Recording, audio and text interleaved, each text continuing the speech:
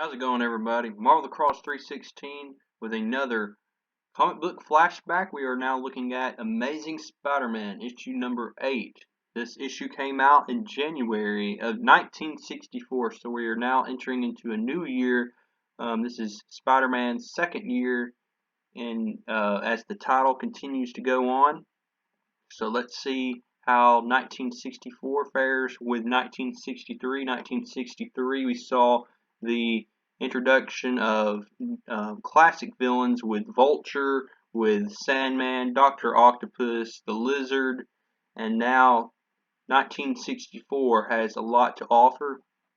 But this issue here is a lot different compared to the other issues that we've looked at so far. This issue does not have any really big supervillains introduced in this. Instead, we're going to be looking at just the high school life of Peter Parker. We're going to focus on the first appearance of this man, or this robot rather, the Living Brain. He makes his first appearance in this title, in this issue. Also, we'll see this big fight between Peter Parker and Flash Thompson, something that's been building up since issue number 1 with the rivalry between these two. So we'll see that. Also, there is a side story with Spider-Man and the Human Torch. So let's get started. I'm glad you're watching this video. I hope you've enjoyed these reviews so far. So let's just get started. So let's look at who contributed to this book. We have Stan Lee, who is the writer of this story, Steve Ditko is illustrator, and Art Simek as the letterer. And we also have the classic Spider-Man logo from the 60s, as always, a classic symbol there. Also, The Terrible Threat of the Living Brain, that is the title for this issue. Also, I'd like to go back and just look at the cover for a quick bit. The cover, I would say, I really like the color scheme of the cover. It has some bright yellows, some reds and greens. Those are classic colors when it comes to a comic book. Whenever you have something that's eye-appealing, yellows and blues and greens and reds are always great colors to use within a good capturing art scheme. Now let's kind of be introduced to the introduction here to this story.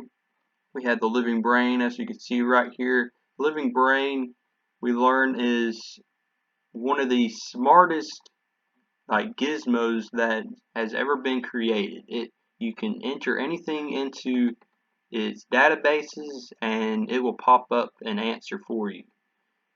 So you can see Peter Parker and Flash Thompson, it seems that these two can never get along with each other. So we're building up to the eventual fight that will take place in this issue. One thing to take note from this issue is that while Flash Thompson and Peter Parker are arguing, Flash Thompson knocks off Peter Parker's glasses, and this is the last time that Peter Parker is seen wearing glasses. After this issue, you will never see Peter Parker wear glasses again. That's just, I guess at this point, Stan Lee thought that there was no use for Peter Parker to need glasses since he already has superpowers. He can see perfectly. He probably has 20/20 vision. So there's really no need for Peter Parker to have glasses. So that was a way to build in right here where there would be no need for glasses by breaking his glasses. So that leads up to the eventual fight that's going to come up later. But the Professor Warren, introduces the inventor here who invented the Living Brain, and he says he needs somebody to test it out.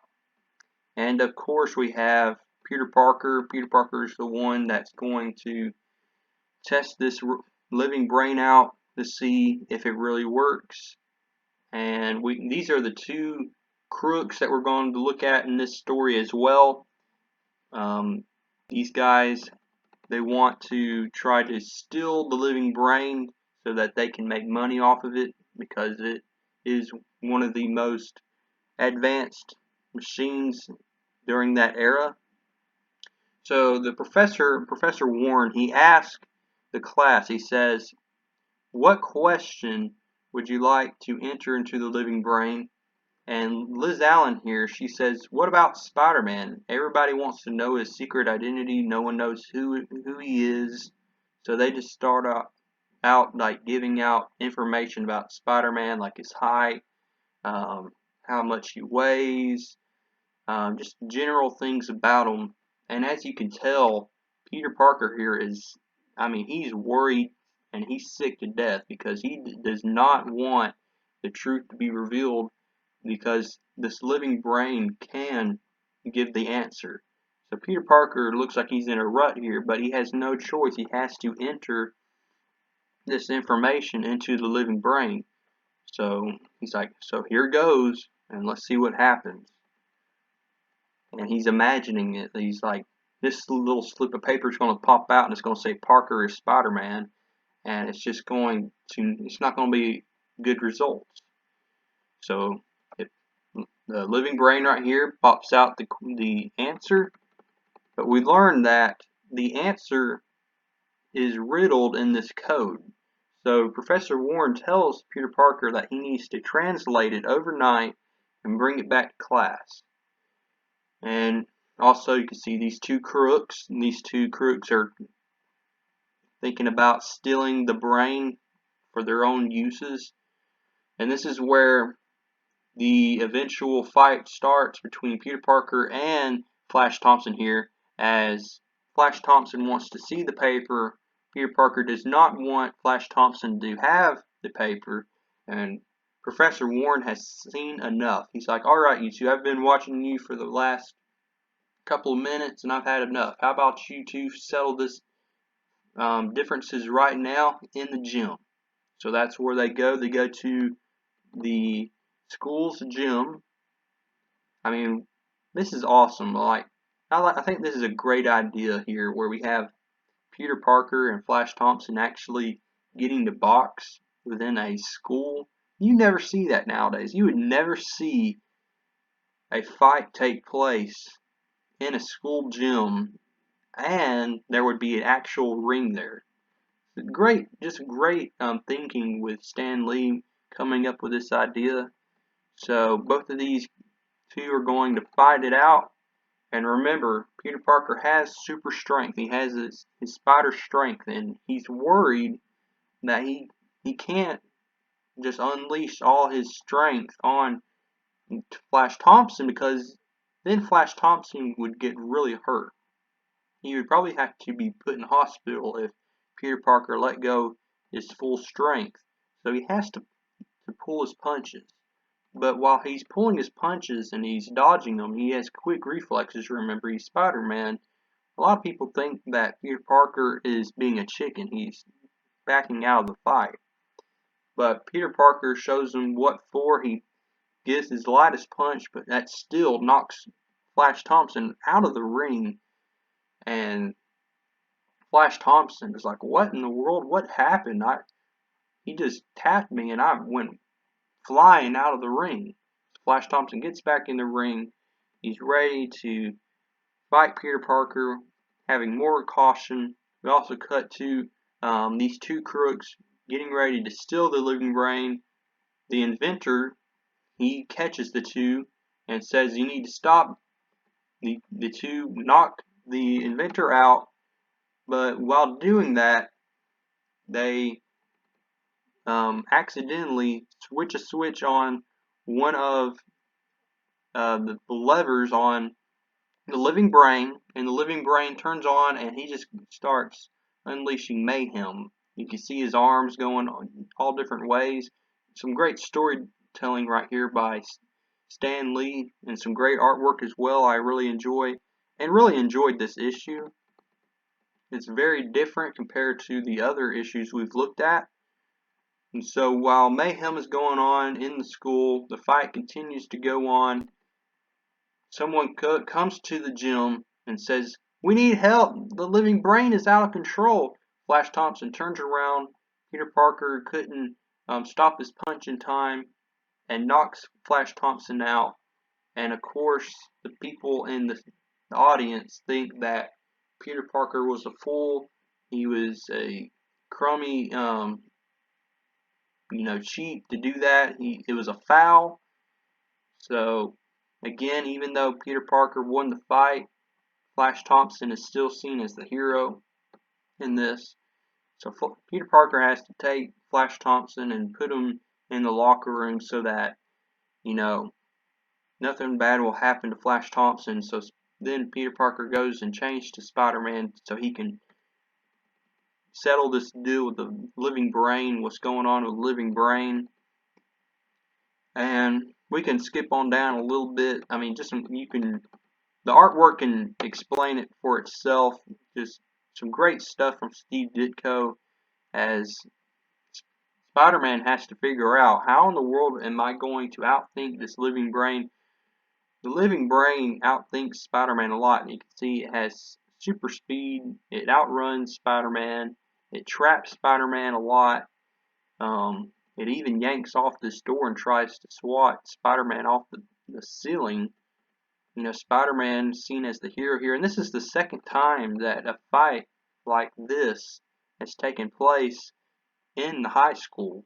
First time was with Sandman in issue 4. Now he had the living brain. And yeah, just look at some of this great artwork. Steve Ditko did his justice here in this issue. It's a great issue to start out the year, I would say.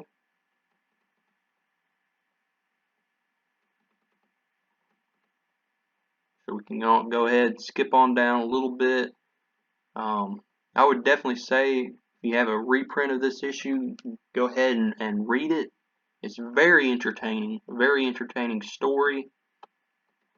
So Spider-Man finally gets the living brain. He turns off the machine, and also the crooks at this time come out of hiding because the crooks are hiding from the living brain. And the crooks just so happen to stumble upon Flash Thompson as Flash Thompson wakes up and gets ready and has to explain himself why he lost to Peter Parker. The crooks run into Flash Thompson and they knock themselves out. And of course the students come back in and they think that Flash Thompson knocked these two guys out. And of course Flash Thompson is going to play up to that and say, yeah, I really did that. Peter Parker has something up his sleeve for once. He says, well, wait a minute, Flash. You weren't there when the living brain was, doing his stuff. Where were you? Were you Spider-Man? Were you dressed as Spider-Man? Of course, Flash Thompson's like, heck no, I was knocked out. But then everybody else is believing Peter Parker. And so for the first time, the tables are turned on Flash Thompson, and he's clueless how to get himself out of this. And this is just something funny, that Peter Parker does to finally get payback on Flash Thompson for all the things he's done to Peter Parker.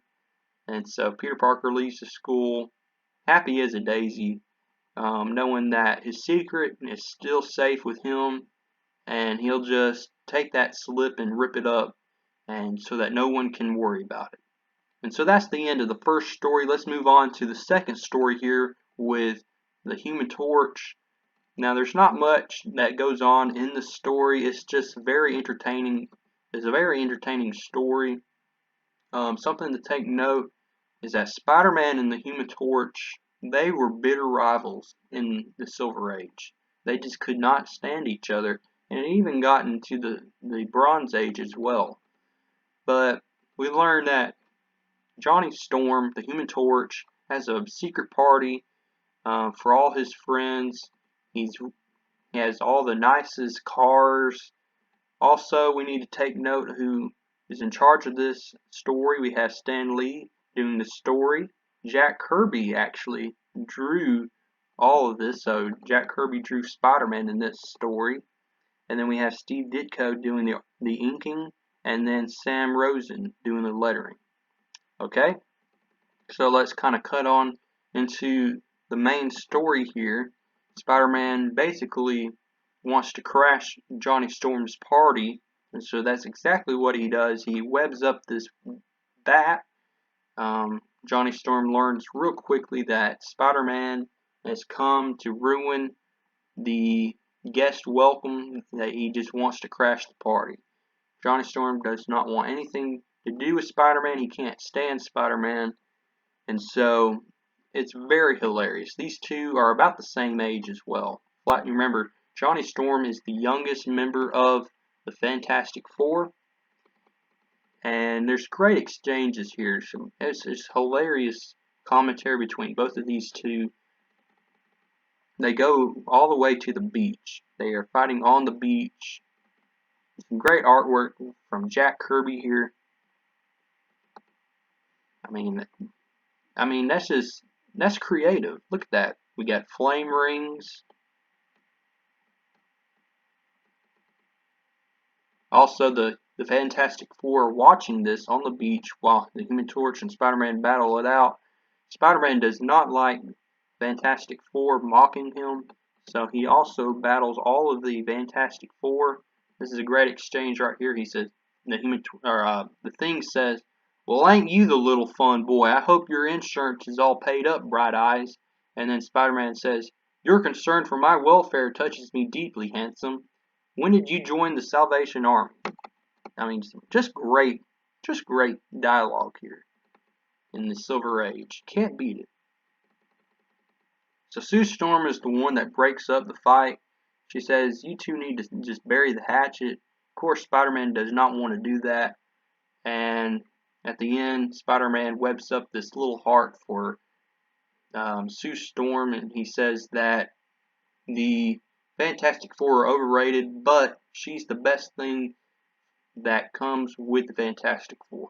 And so that's the end of issue number 8. Very different from the other issues that we've looked at, but I hope you liked this review.